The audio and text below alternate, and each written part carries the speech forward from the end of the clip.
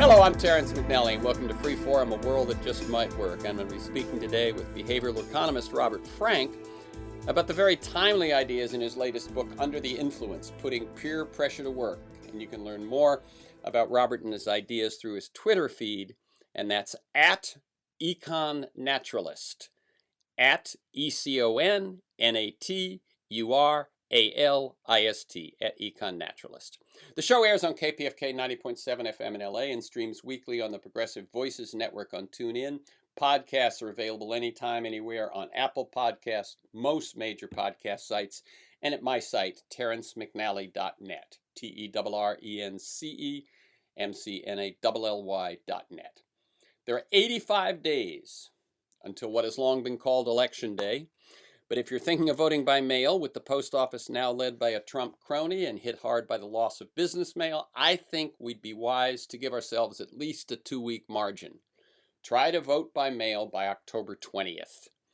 And I encourage you to get involved not only with candidate campaigns, but also with efforts to fight voter suppression and assure that all Americans get their right to vote, all the more challenging in this time of pandemic.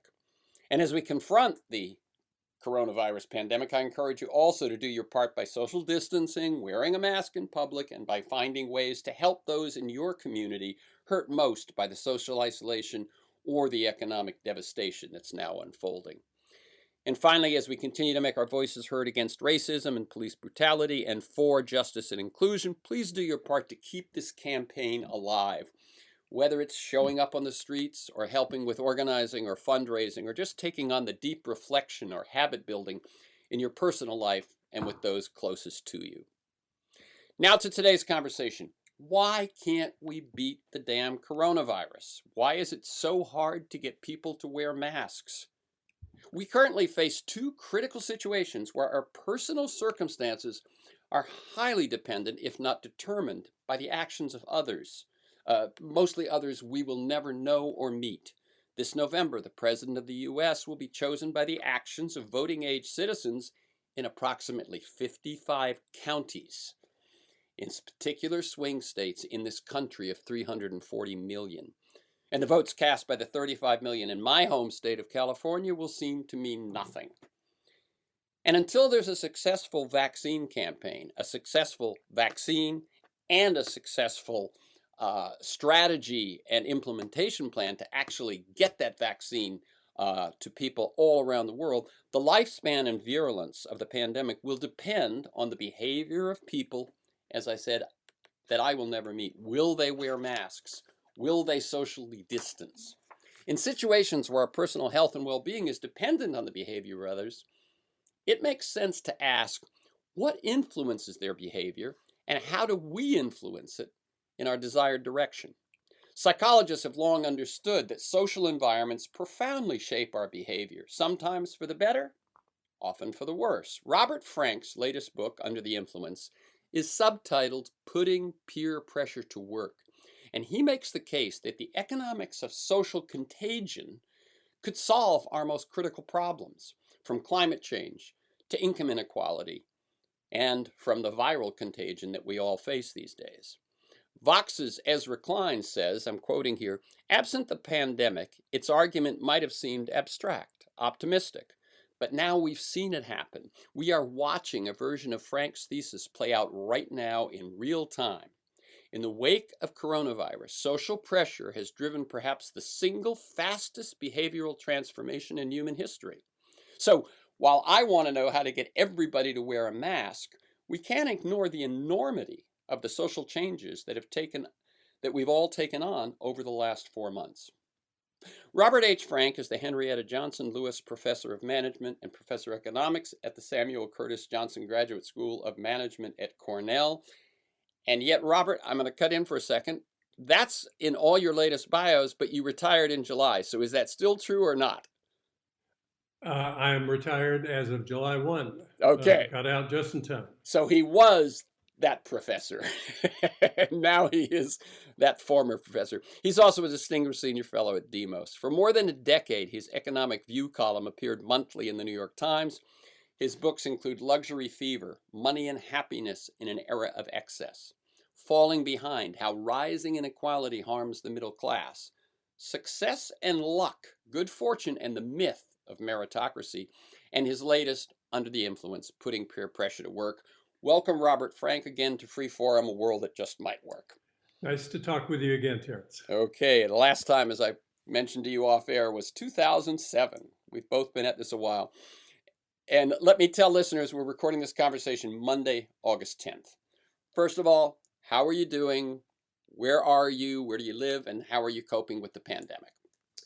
I'm living, as I have been for many decades, in Ithaca, New York, a picturesque upstate town in the state of New York, the home of Cornell University. I am well and healthy. I'm suffering a bit of survivor's guilt. I'm able to work from home without any difficulty. I've got a good income. There are so many people whose lives have been seriously disrupted and ended by what's going on these days that those of us who are largely insulated from the worst of that really need to be grateful. Absolutely. My youngest son, however, is an EMT here in Ithaca, and so he is on the front lines, and we worry a lot about him. So far, everybody's healthy, though. Very good. Very good. I like listeners to get a feel for the people behind the work and the ideas that we talk about. So briefly, how do you see your path? And this must be sort of interesting at a moment of, not a moment, but sort of a moment of retirement. How do you see your path to the work that you do today? And you can go way back, mentors, turning points, moments of decision, that sort of thing. As an undergraduate at Georgia Tech, we're talking about 1966 now, in my senior year, there must have been unusual circumstances. Maybe some people died or left unexpectedly, but they invited me to teach a freshman math class. Oh my!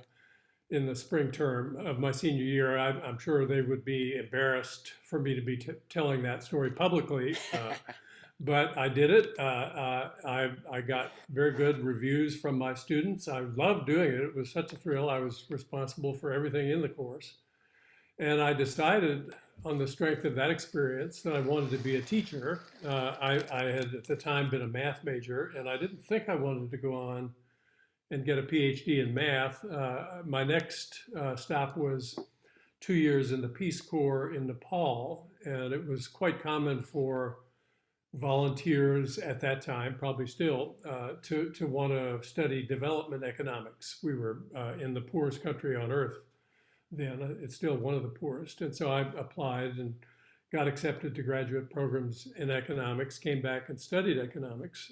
So that was really the experience that launched me on becoming an economist. And I think the thing that shaped my thinking most as I think about economic issues was the experience in living in Nepal.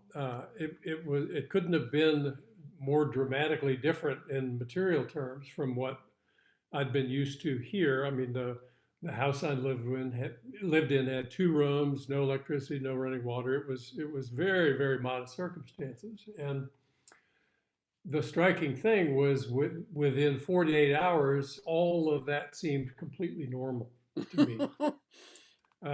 If you lived in a house like that in the US, your kids wouldn't want their friends to know where they lived. They would be ashamed. I would be ashamed. It would be a signal that you had failed miserably somehow. In that environment, it was totally fine as a house. In fact, it was nicer than the house that most of the colleagues I had in the high school where I taught were living. So just seeing that life played out in more or less the same terms, even on a dramatically different material scale, was something I think most people probably feel like they know in the abstract, but to actually live that for a couple of years lets you know that in a way that I don't think I would have known it otherwise. And so I think the insights I've brought to the study of economics have revolved in large measure around that experience. I think the standard economic models that say that it's the absolute qualities of the things we have that matter. So if you're talking about houses, it's the number of square feet, the number of bathrooms, and so on. Those things matter up to a point, but beyond a point, and it's one we've passed long ago here. further increases in those things don't do much more than shift the bar that defines what we consider adequate. If all the mansions were to double in size, the rich people who live in them wouldn't be any happier or any healthier than before. And I think the framework of thinking about it as if those absolute qualities matters just leads us down a whole variety of wrong paths. Hmm. Uh, we spend our money in a whole host of ways that doesn't do much for us, and neglect to spend it in a host of other ways that would really matter. Yeah, no, I think it's you certainly I often ask that initial question of my guests, and so often some experience at about that formative time you're talking about, just post college, really sets the course Uh-huh. for the rest of their life. And it's so sad to me as you say that, to think about the vast millions of Americans who won't ever get that experience. You know what I'm saying? That not that the Peace Corps is not the attention getting entity that it was for a couple of decades, and that sort of thing, and so many Americans who never even leave this country or their their home state. Yeah, I do feel fortunate to have had that experience, but there are other routes to that Hmm. end, and reading good books can get you a long way there. Yep. Yep. I found a quote in an interview you did that I thought also described. In other words, you saw how that sent you on a certain path, but you said that you have been thinking about ways to expand the common economic model for a long time. That we pursue a much broader range of aims than the rational economic model would suggest. That is another sort of almost umbrella way of describing your career, isn't it? Yes, I think for a long time I was with Dick Thaler here at Cornell when mostly Dick Thaler, who is Richard Thaler now, he's the 2017 Nobel laureate in economics, founded the behavioral economics movement, which has become an enormously influential body of thought within the profession. The main thrust of the work in that movement has been that people aren't the savvy rational actors they're portrayed as being in the models. They make mistakes not just when the problems are hard and they don't have enough information. People get things wrong even when the problems are simple and they have everything that they need to solve them right there in front of them. So mostly the behavioral economics movement has focused on mistakes that people make and the consequences of them and how to avoid them. The branch of that movement that's been my focus is different from that. It's on the fact that we don't pursue the narrowly selfish aims that are generally assumed of rational actors in our models.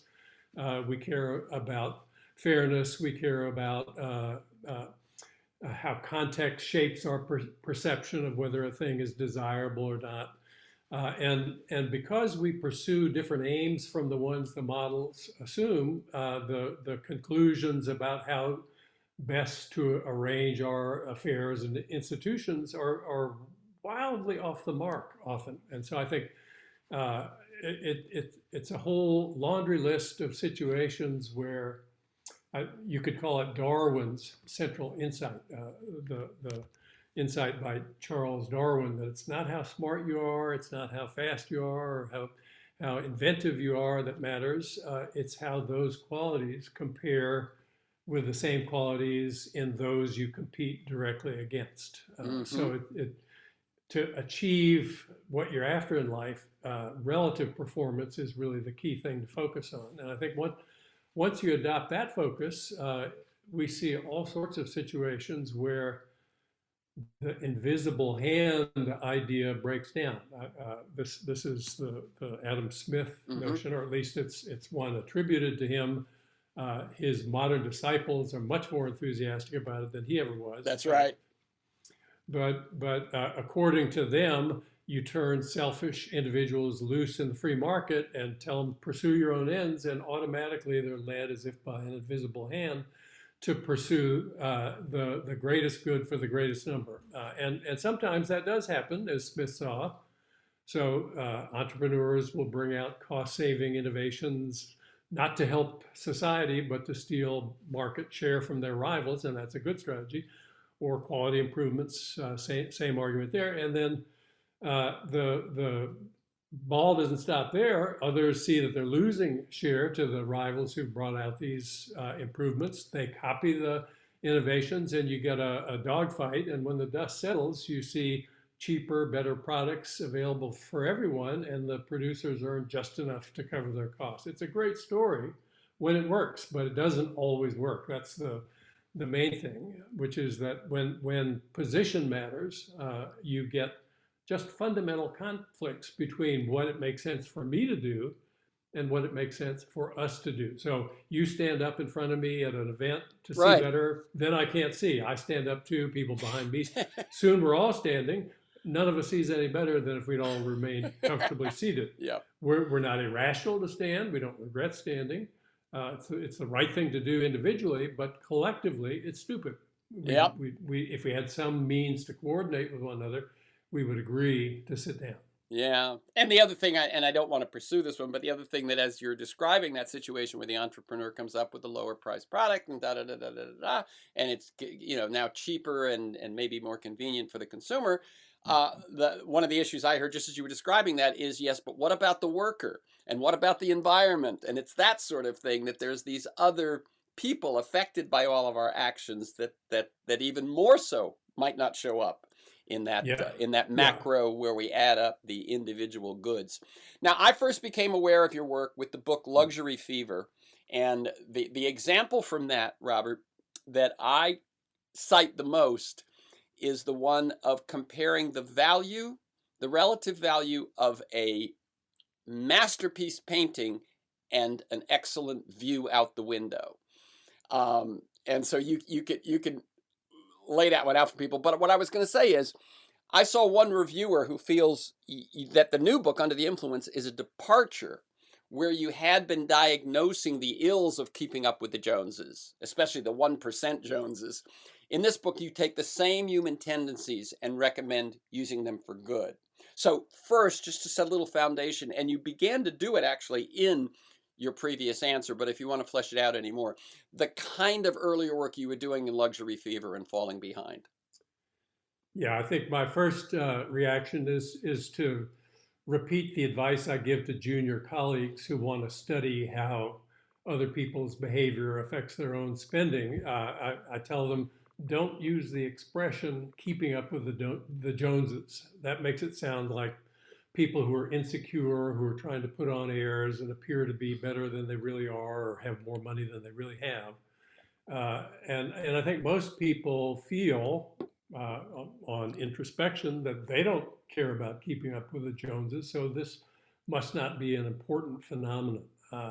I think the right way to think about it is that it really doesn't have much to do with that at all. It's just that when we ask whether something's good or bad, attractive or unattractive, you can't even think cogently about a question like that unless you have a clear frame of reference. Mm-hmm. So is my car fast? Well, if it would have gone up as high as 60 miles an hour eventually in the 1920s, it would have seemed blazingly fast, no matter how long it took to get there. Today, if it won't get to 60 miles an hour in under 6 seconds, it seems sluggish. So you always have to take into account the surrounding frame of reference to understand how we evaluate things. The house I lived in Nepal was another clear example of that. It was just as nice as a house could be in that context. I didn't aspire to have a better one. Nobody would have. If I lived in that house here, I'd be ashamed for people to know I lived in it. If my friends in Nepal could see the house I lived in here, they would think, why would I have taken leave of my senses? Why would I need such a grand palace, so many bathrooms? Mm-hmm. But you wouldn't think that. No, people here don't think that. So it's all about frames of reference and how we evaluate things. And that fact leads us to spend our monies in ways that don't really serve our purposes. So that's one form of influence of context, but the context can be a good influence too. So if you want to eat a healthful diet, if you want to exercise regularly, if you live amongst people who eat junk food all the time and never get any exercise, you'll find it's harder for you to do those things too. If you live in Boulder, Colorado, where one of my sons live, you'll Mm-hmm. find that unless you go out and exercise every day, you feel like you're a laggard. And unless you eat uh, whole grain organic foods, you're doing poison to your body. So different environments create different frames of reference that induce us to behave in different ways. Sometimes, as you put it, for the better, but often for the worse. And I think the psychologists have long known that. They say it's the situation, not the person. And by that they mean when we see somebody do something, our impulse is to say, well, what kind of a person would do a thing like that? And we think about traits of character and personality. No, that's not the right way to think about it, they say. Better to look at what the social circumstances were surrounding the decision to act in a particular way. That's the real uh, heart of most explanations of behaviors. And so that's long been known. It's not controversial. It's also not controversial, and it's less often remarked upon, though, that the social circumstances that surround us, that influence us so strongly for both good and ill, those are themselves a consequence in the aggregate of the individual things we decide to do. So the causal arrow goes from the environment to us, but also from us to the environment. That second causal arrow direction is one we almost always ignore completely. Why should I worry about my effect on the social environment? Because my individual action has such a minuscule impact on it. I'm not going to worry about that concern at all. So the trick then is to get people to think about how their social actions will affect the environment, how their individual actions will affect the social environment, and provide them with incentive to act as if they cared about that. And it Right. turns out it's easy to do that. And yet we don't do that in most instances. We just ignore that link entirely. Yeah. Well, you point out that the real harm, or the more important harm that a smoker produces, is not so much the secondhand smoke that affects those who come within, close to him, but it is leading others to smoke. Exactly. So if you're worried your daughter's going to smoke, it really doesn't tell you anything to know that she's a science fiction fan, to know that she's a fan of the L.A. Dodgers, or she likes Shakespearean dramas. That doesn't predict anything about her likelihood of smoking. The one factor that matters more than anything else, and it's a huge effect, is the proportion of her close friends who smoke. And if that number were to rise, say, from 20% to 30%, she will become 25% more likely to either become or remain a smoker. And that number that you just said, by the way, I think is worth repeating almost, because if someone is considering 10 friends as your close network, to go up 30% means that 1.5 of them, right, Yes. have taken up smoking. And Yeah. yet your chance of taking up smoking goes up 25% just with that one person picking up smoking. Exactly. There's no other effect that comes close to that. Now, we didn't start really regulating smoking seriously until there were Japanese studies that appeared showing that secondhand smoke exposure was harmful. Yep. We've long adopted the view, I think we can trace this to John Stuart Mill, really. The only legitimate basis to tell somebody that she can't do what she wants to do is to prevent undue harm to others. To protect her against harming herself, that's not a satisfactory reason to regulate her. So we accept that view. I think that's a more interesting question, actually, than Mill had any way to realize. Maybe your 50-year-old self has good reasons to wish that some regulator had kept him from doing something stupid when he was 20 that's now coming back to shorten his lifespan. Set that to one side. It was only when it was shown that smoking harmed other people, innocent victims who had no recourse, that we felt justified in regulating smoking. We started taxing it and telling people they couldn't smoke in various places.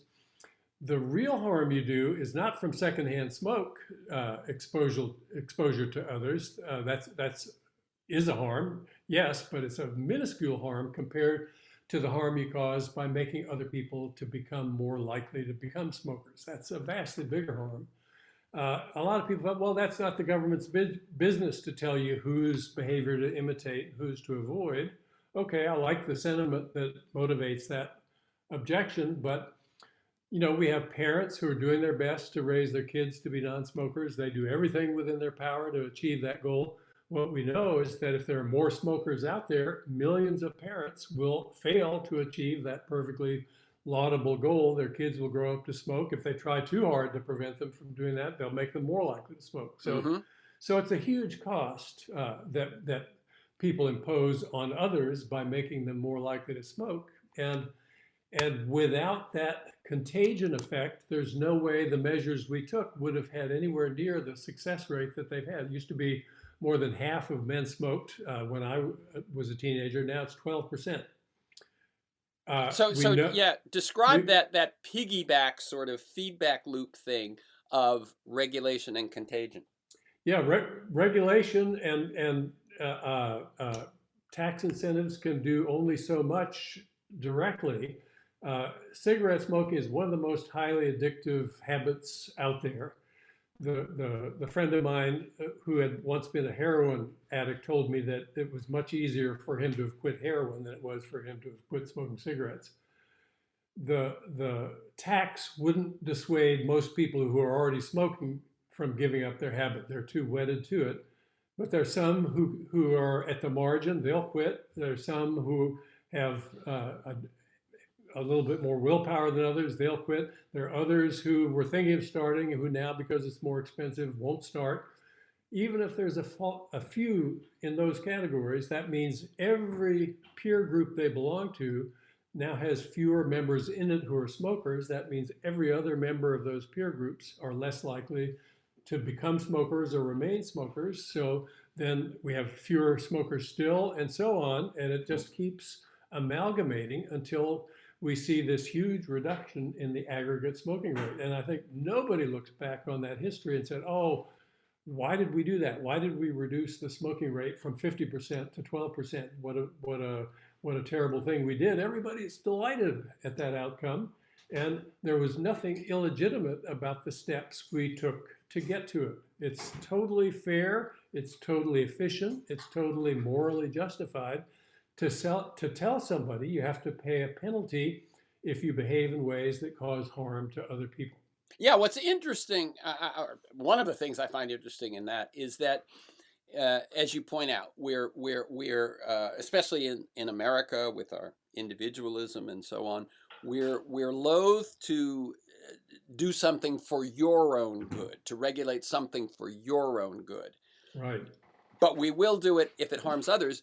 But it's like we draw some sort of line between physical harm and social harm.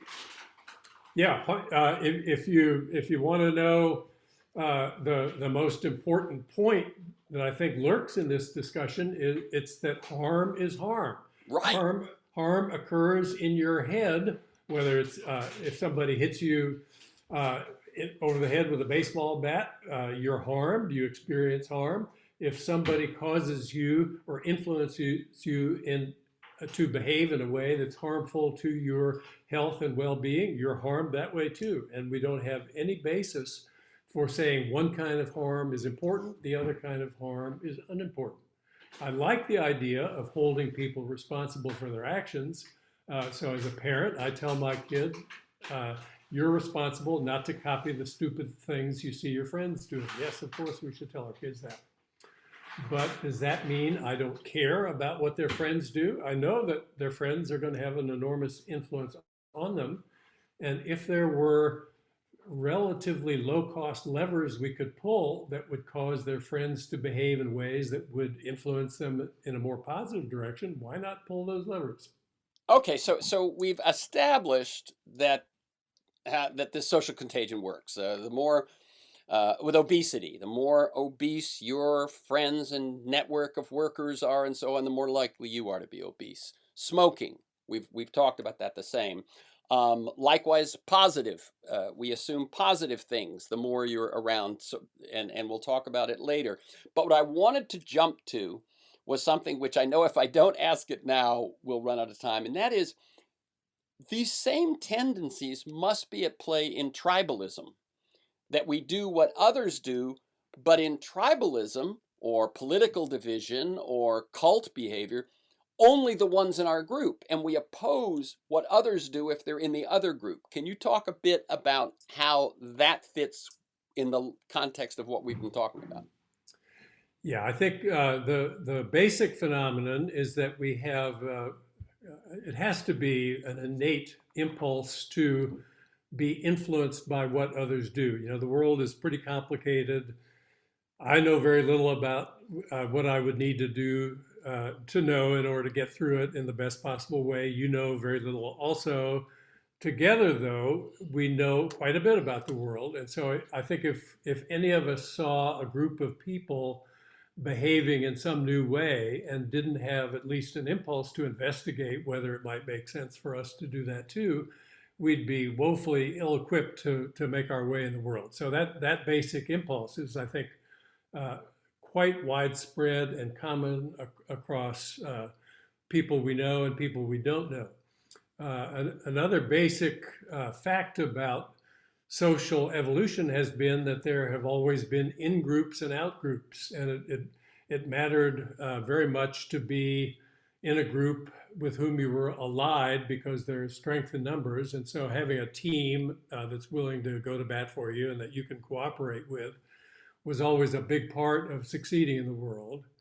And so when we see people who are on our team doing things, we're naturally much more influenced by that than when we see people on the opposite team doing those things. Maybe we're even inclined to do the opposite of what we see people on the opposite team do because often our interests are in opposition to theirs.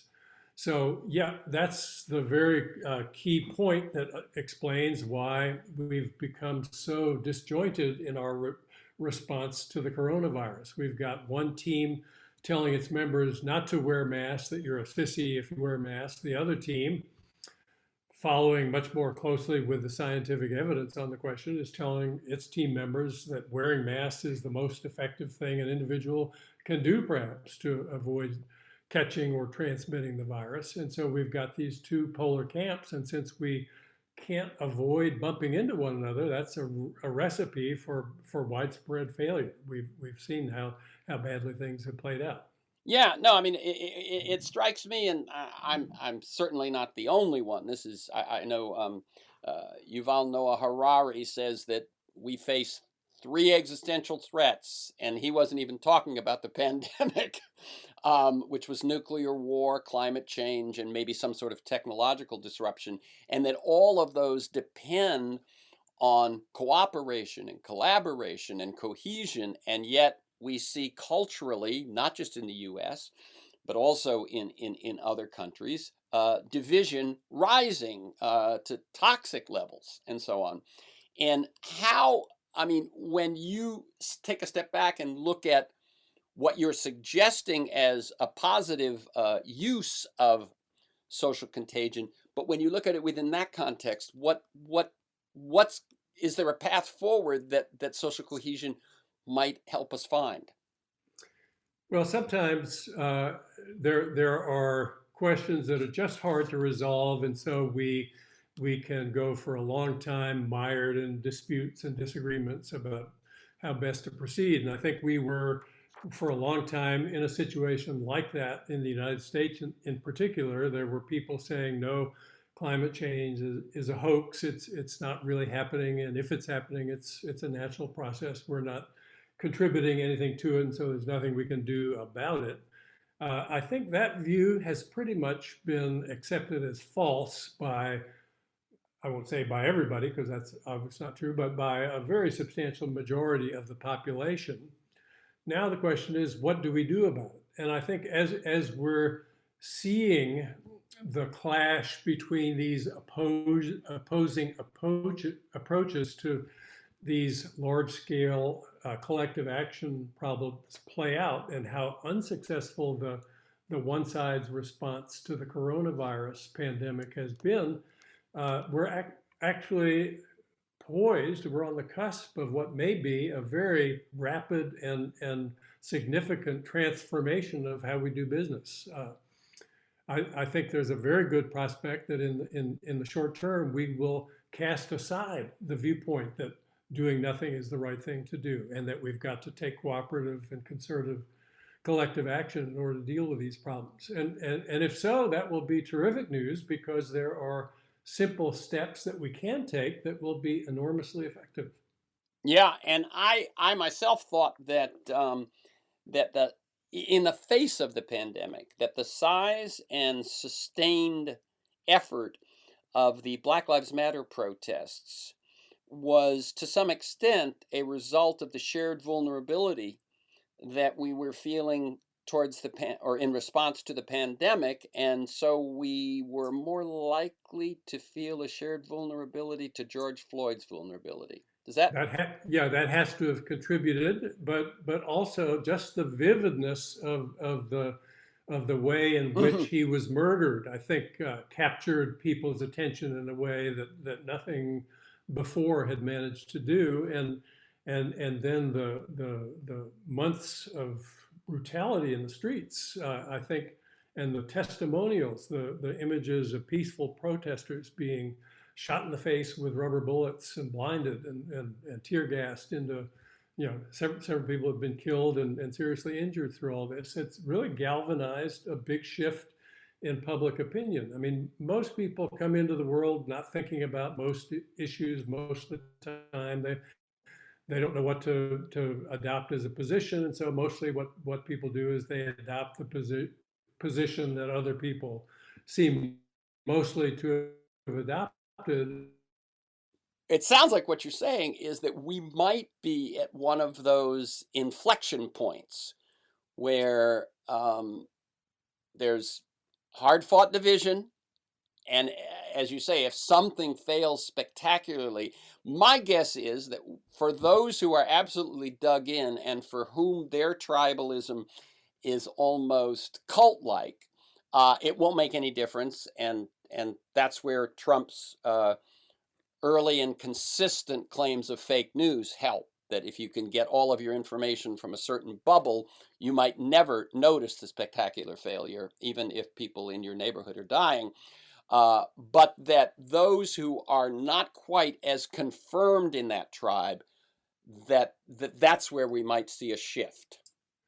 Yes, those will be the people whose loyalty to the tribe is most fragile. And you have to reckon with the fact that this is an unprecedented failure. Every other prosperous country in the world has dealt successfully with getting this virus under control. We are conspicuously outliers in all of this. The number of infections, the number of dead, the disorganized messaging, the lack of leadership at the national level, all those things are unlike anything we're seeing anywhere else in the world. The economy is in a hole deeper than any since the Great Depression, maybe even more deep than that, since now the pathways to coming back are many of them closed. We can't go out and start things up successfully. There's been a huge attempt to get the schools started again in the fall. The early attempts to do that so far are turning out to be the predicted failures.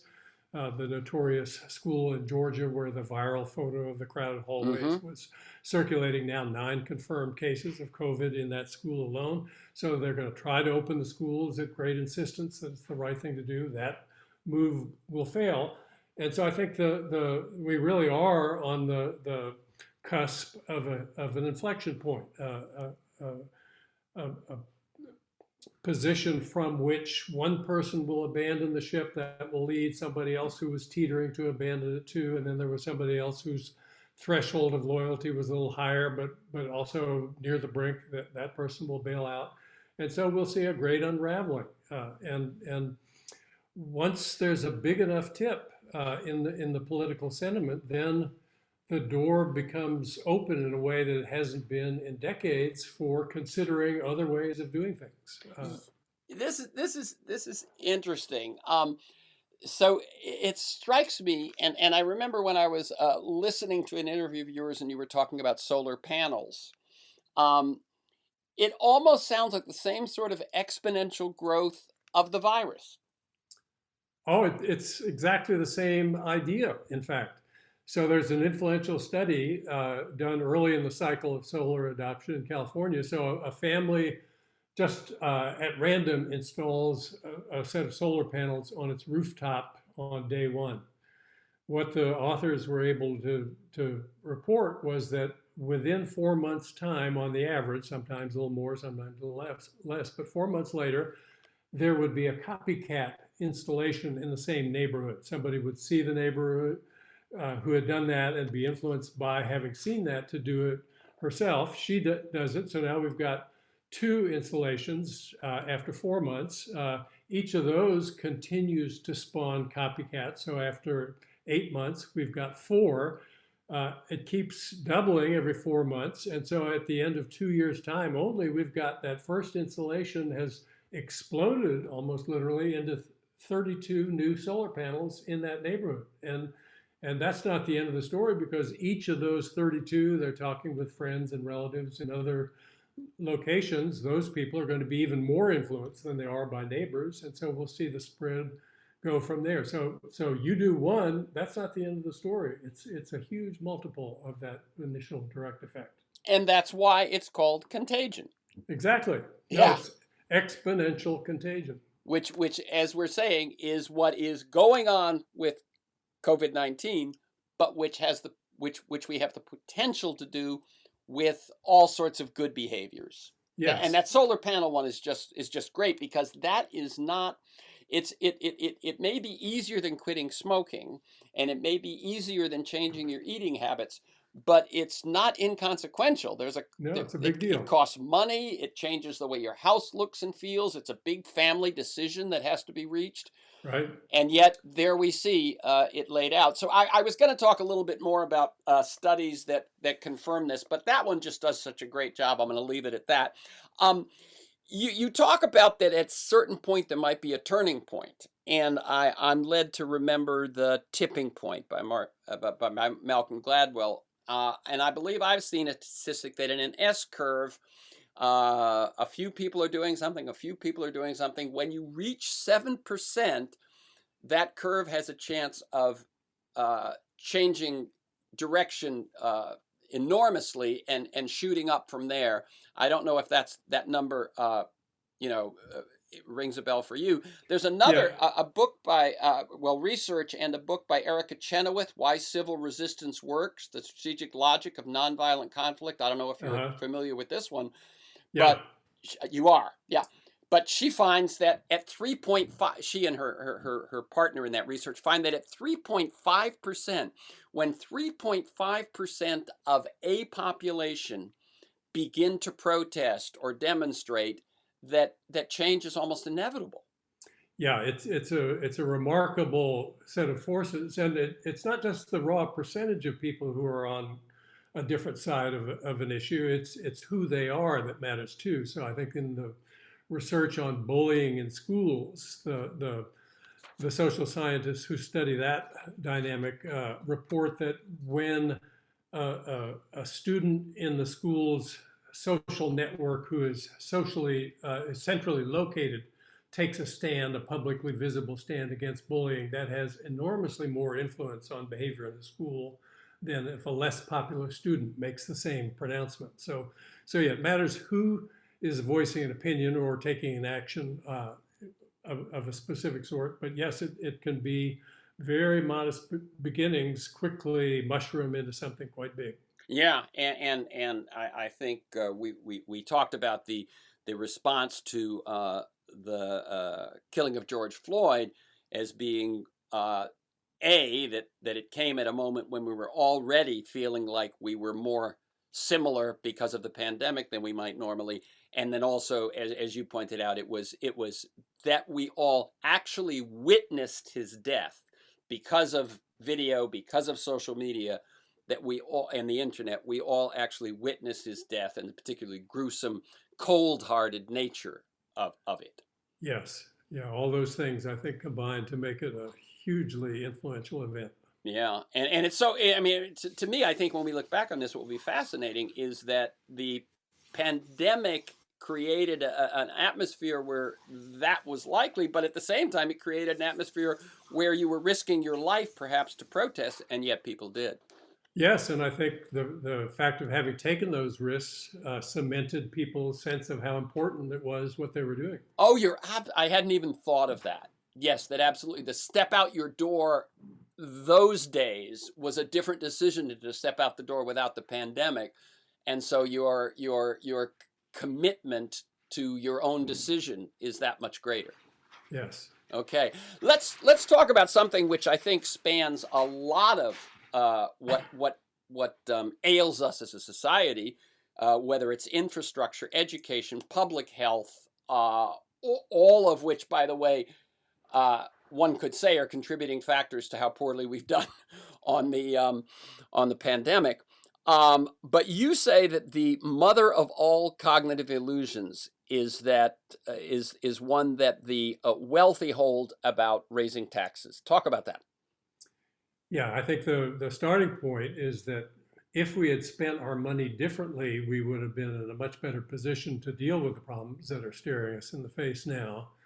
So it's not that nobody predicted there would be another pandemic. In fact, that was what kept President Obama up at night. That was what kept George W. Bush up at night. Bill Gates said it was the main worry on his radar screen too. And this pandemic, bad as it is not the worst one that any of those men imagined that we would have to deal with. And so if we had been truly responsive to that concern, we would have been prepared to spend vastly more money than we did spend on medical research. We're now launching crash programs for vaccine development. We could have done those programs 10 years ago and been much further along in the process. We have a private healthcare delivery system that essentially doesn't reward the holding of surge capacity in the system. So we don't have additional ICU beds, additional ventilators in case of emergency. That's not part of the business model. We could have been spending to provide surge capacity. All those things we could have spent money on. That would have meant spending less on other things. And here's the magic bullet. Because there's a large and very careful literature on the determinants of human well-being. And the main finding in it is that beyond a certain point that we've long since passed in the US and other rich countries, further increases in most forms of private consumption just raise the bar that defines what we feel we need. And so all the extra spending that's been prompted by the income gains at the top of the income ladder on more expensive wedding receptions, bigger houses, more expensive cars, all that extra spending has mainly served to raise the bar that defines what we expect. It doesn't make us any healthier or happier.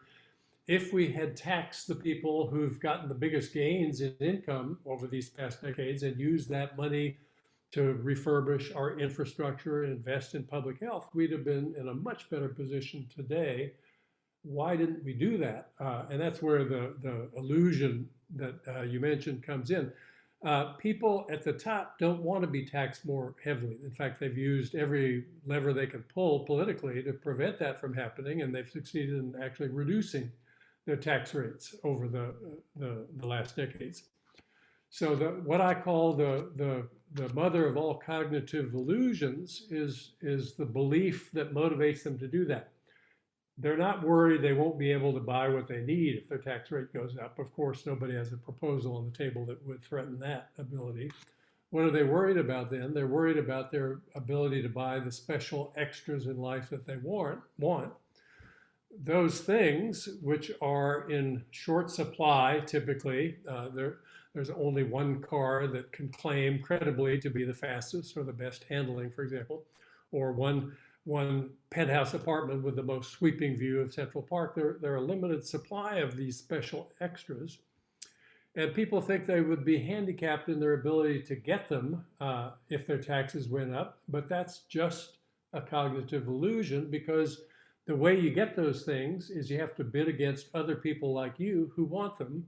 And your ability to succeed in those bidding contests depends only on your relative bidding power. It doesn't depend on how much absolute income you have. It depends on how much income you have relative to the people you're bidding against. And when your taxes go up and the people like you see their taxes go up too, your relative bidding power is the same as before. And so all those special things end up in exactly the same hands as they would have if taxes had not gone up.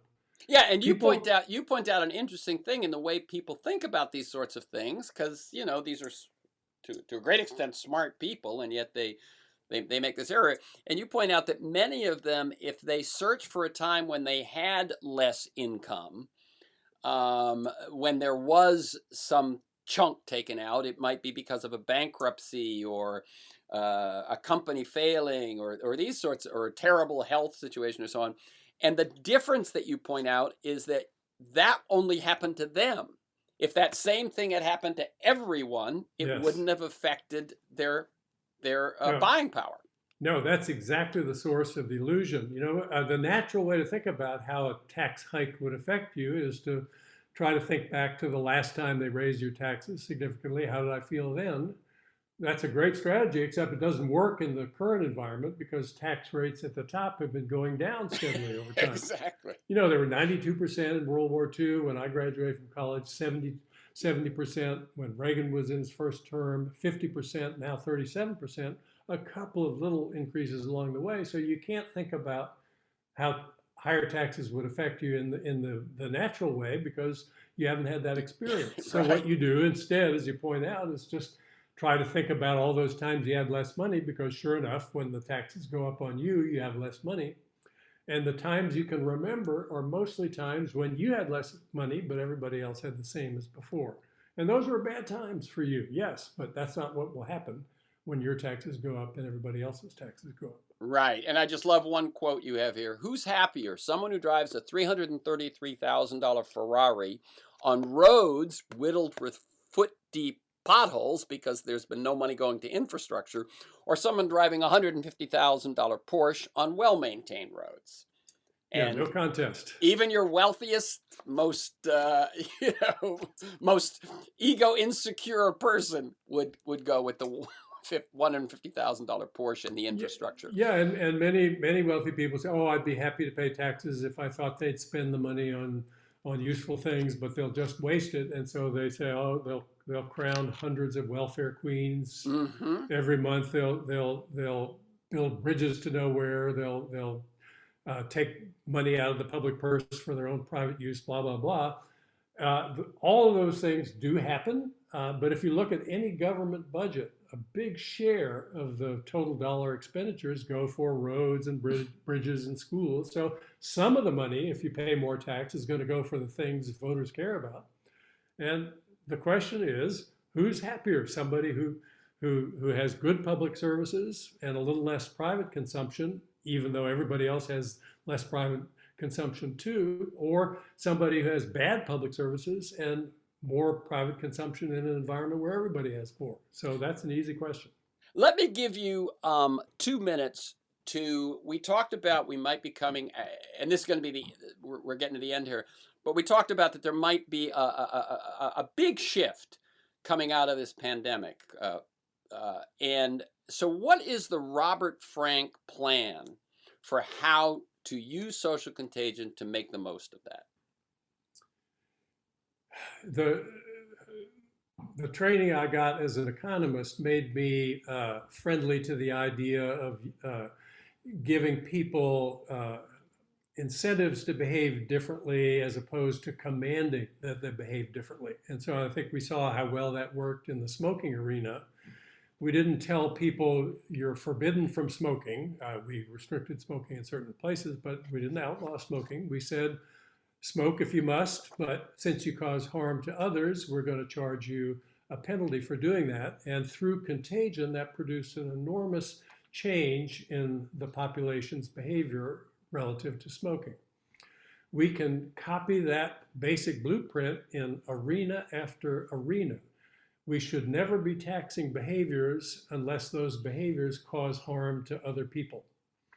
That's the fundamental insight of the contagion theory, that you can steer people toward outcomes that are better for everybody just by giving them very gentle incentives to move in a different direction. Let me close with an example of the carbon tax. It's true, yeah, as many people have said, that it's too late for a carbon tax to be the only measure that we adopt in response to global warming. If we had done that from the beginning, it would have been enough. It's too late for that to be enough now. But that's no reason not to adopt one. People say, oh, the poor, the last thing they need is an extra tax on energy. We should adopt what economists call a revenue neutral carbon tax. That means we take in all the revenue from a carbon tax, which is a tax on fuel at the point it's either extracted or imported. That tax makes carbon intensive goods and activities more expensive and gives people an incentive to engage in them less frequently. And we would say we take all the revenue from that tax, most of which would come from wealthy people. Worldwide, 50% of all emissions are due to the top 10% of income earners. Wow. So most of the revenue would be coming in from wealthy people. Even if we gave the revenue back to households in lump sum monthly checks, most households would get a check each month that was more than they'd paid that month in carbon taxes. So they'd be net financial beneficiaries. We could rebate the revenues even more progressively than that. So it would be very easy to design a scheme where 90% of all families would get more back each month than they had paid in carbon taxes. Each family still would have an incentive to shift away from carbon intensive activities to less carbon intensive ones because they could save money by doing that. So think about people who eat meat. Why do we eat so much meat? Well, I eat so much meat because I grew up among people who ate a lot of meat, and I still spend a lot of time among those people. If meat got more expensive, that would produce a very small change in behavior. But people at the margin would shift away from expensive meat products to plant-based products, which would be relatively cheaper. It would become then the custom when we entertain to eat less meat-rich diets, and so it wouldn't be socially unacceptable to serve guests a less meat-rich diet. And as each person did that, that would make the door a little wider open to a further step along that path. And pretty soon we would go from a very meat-heavy diet to a diet that's much, much lighter in meat consumption. And that would be a huge reduction in emissions because meat production is one of the most energy-intensive activities out there. Very good, very good. So we can see that, that an intervention, and as we said before, it's linking that higher price, which incentivizes a shift in behavior, to the power of social contagion, which then replicates and exponentially increases that shift. Yeah, the social contagion insight is that if you push even a few people a little bit in one direction, that ignites a prairie fire that makes a much, much bigger change in the end. Okay, so again, the book is Under the Influence, Putting Peer Pressure to Work, and you can learn more about Robert Frank's ideas and thoughts at his Twitter feed at econnaturalist. That's at ECONNATURALIST, at econnaturalist. For this conversation and many other interviews and articles, and to join me in pursuit of a world that just might work, you can go to terrencemcnally.net, TERRENCEMCNALLY.net, or A World That Just Might Work, all one word, aworldthatjustmightwork.com, to the same website. If you want to receive my weekly email announcement telling you who's going to be on, what we're going to talk about, plus usually 8 or 10 articles that flesh out the conversation, sign up at my site or email me at temcnally@mac.com, TEMCNALLY@mac.com. You can also subscribe and listen to the Freeform podcast on Apple Podcasts and at most other major podcast sites. You'll find years of podcasts at my site, or those others. Listen anytime, anywhere. Michael Lewis, Jeremy Scahill, Naomi Klein, Robert Reich, Van Jones, Connie Rice. You can also follow me on Twitter at McNally Terrence. Thanks to George Vasilopoulos at Progressive Voices, and most of all, you, my listeners, please share this podcast widely. Thank you, Robert Frank, and keep up the good work. Great to talk with you, Terrence. Okay.